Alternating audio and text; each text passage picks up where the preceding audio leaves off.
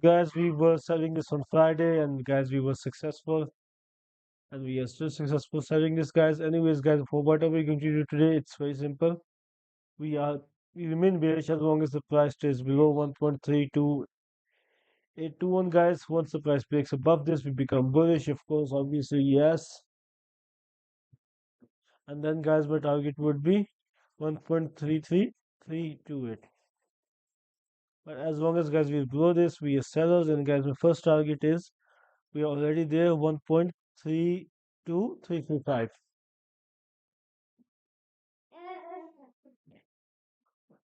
So, guys, where would my second target be? That is the question. Let me look into it. I think we should go a bit farther than that, because if we are going for a new low, we will go for a new low. And, and that new low, guys, target of mine would be somewhere right here for today. It would be 1.31 999.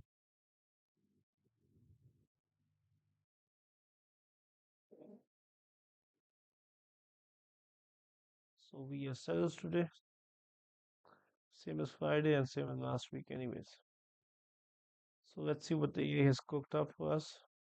Okay, it's doing it.